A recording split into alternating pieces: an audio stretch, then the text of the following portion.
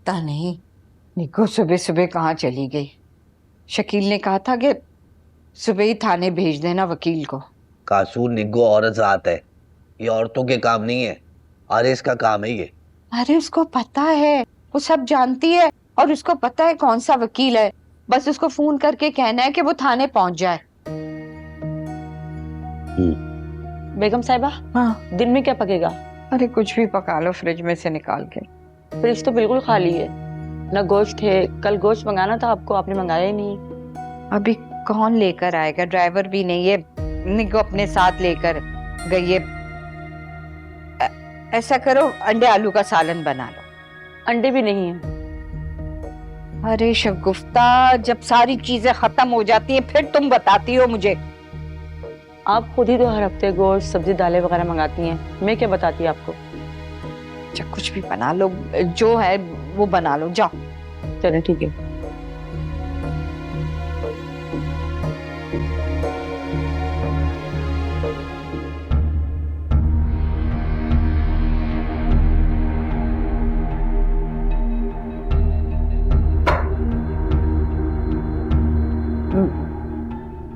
क्या हुआ निको, सब खैरियत है?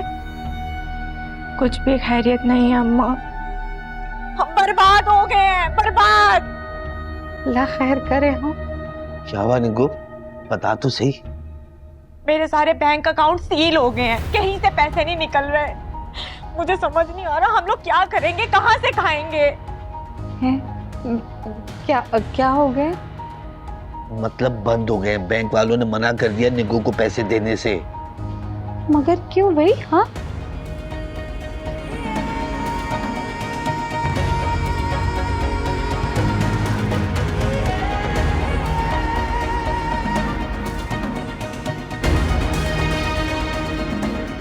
क्या हो गया?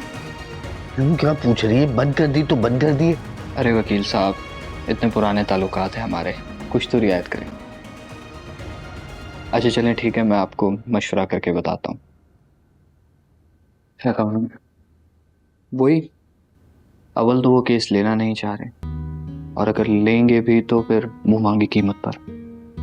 यार कम से कम जमानत की बात कर लेते। जमानत के साथ साथ पूरा केस भी तो हैंडल करना है ना।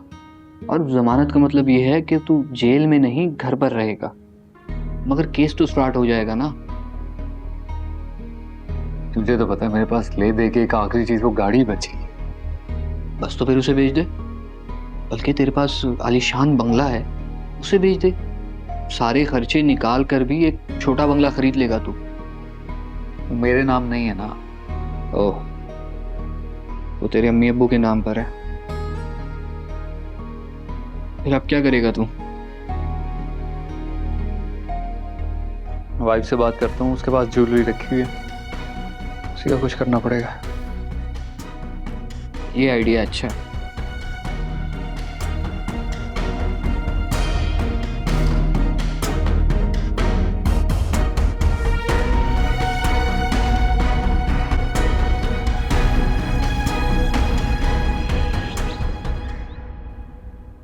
कहाँ वो आलीशान घर और कहाँ ये छोटा सा मकान। मैं तो जिंदगी में कभी सोचा नहीं था कि मुझे इस तरह की जिंदगी गुजारनी पड़ेगी।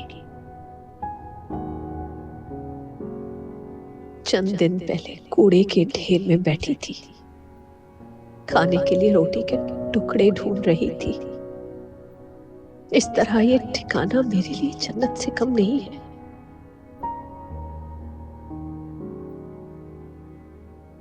क्या इस आलीशान घर की मालिक और हकदार मैं थी? अगर जो मालिक और हकदार था,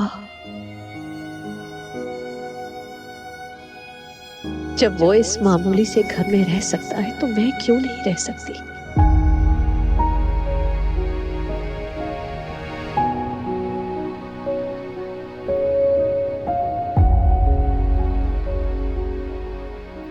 आंटी सब खैरियत है? आपकी तबीयत तो ठीक है? हाँ हाँ, मैं बिल्कुल ठीक हूँ। मैं जानती हूँ कि आप अपने घर को मिस कर रही होंगी।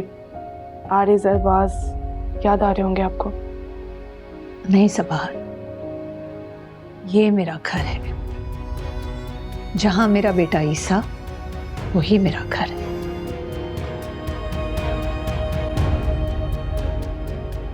अस्सलाम वालेकुम मम्मी। वालेकुम अस्सलाम। कौन छोड़ कर गया? सरमा छोड़ के गया।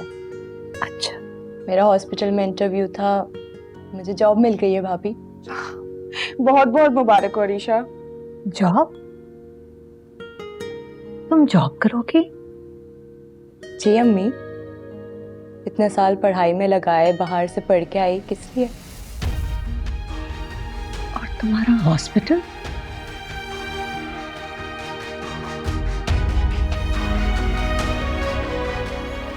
बहुत जल्द अम्मी, भाई उस पर भी काम शुरू करवा देंगे। जब तक मैं ये जॉब करूंगी ताकि एक्सपीरियंस हो जाए। ठीक है, आप लोग बातें करें, मैं जूस लेकर आती हूँ।